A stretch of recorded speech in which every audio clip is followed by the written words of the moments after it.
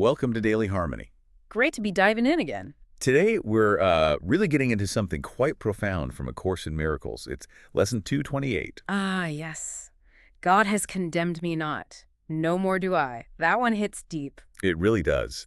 It tackles that core feeling so many of us grapple with, that sense of being flawed, maybe deserving punishment. Absolutely. It gets right to the heart of self-judgment and shame. And what's really key here, I think, is how it shifts our understanding of where that feeling even comes from. It's maybe not where we think. Right. So our mission for this deep dive is to unpack that central idea.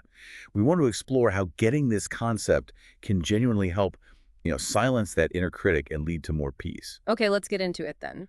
The core message, the absolute heart of Lesson 228, is simple but powerful.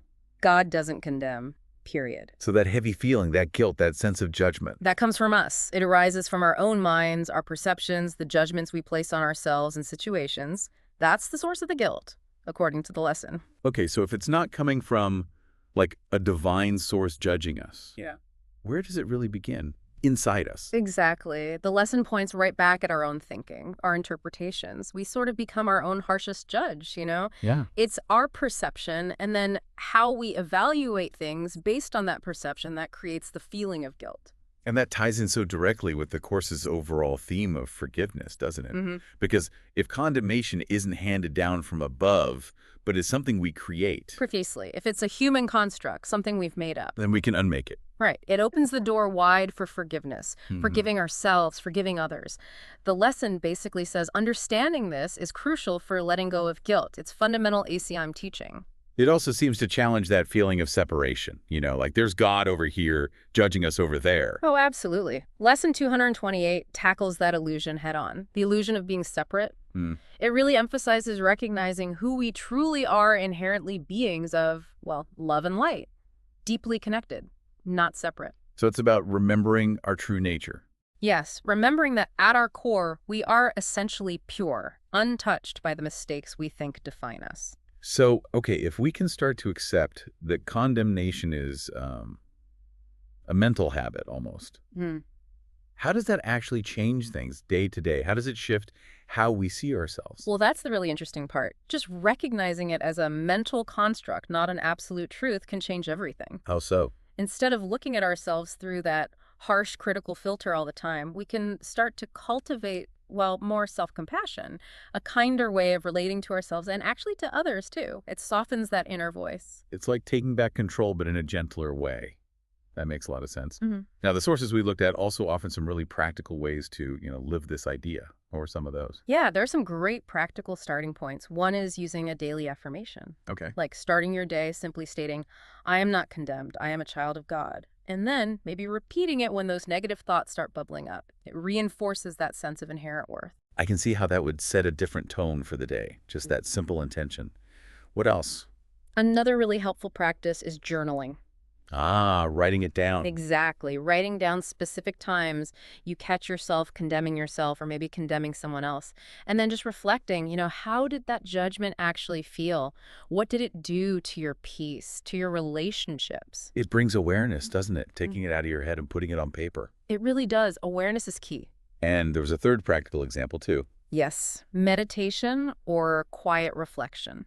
How would that work with this lesson? Just finding some quiet time, maybe visualizing a warm, loving light around you, within you, seeing it as a reminder of your divine nature, your true self. And the idea is to consciously allow any feelings of guilt or condemnation to just dissolve in that light, let them go. So it's attacking it from different angles: conscious thought with the affirmation, reflective analysis with the journaling, and a more maybe experiential practice with meditation. Right. Engaging mind, heart, maybe even spirit. Okay, so thinking bigger picture again. How does really grasping God has condemned me not change how we look back at our past, our mistakes, the things we regret? Well, if you truly accept that divine condemnation isn't real, it completely reframes your past. Oh, less shame. Definitely less shame. Instead of being stuck in guilt over past actions, you can start seeing them as, learning opportunities, chances for growth. The lesson implies your fundamental worth isn't damaged by what you did or didn't do. So shifting from self-punishment to self-learning, from that heavy guilt to Maybe self-forgiveness. Exactly that. It moves towards empowerment.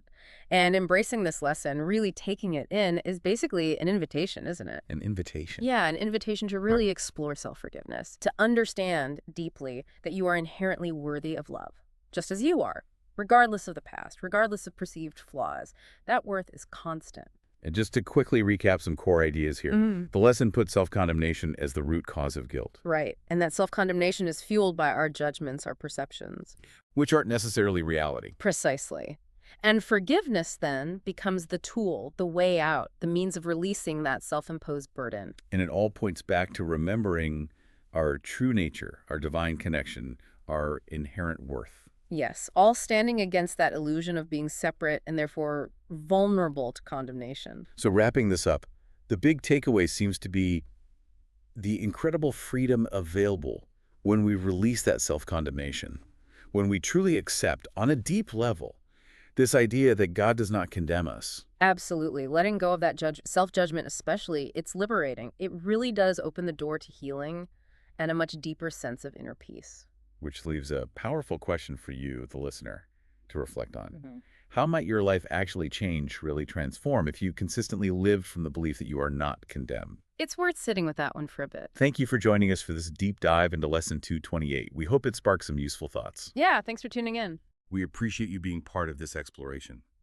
Until our next deep dive, we wish you continued peace on your journey inward.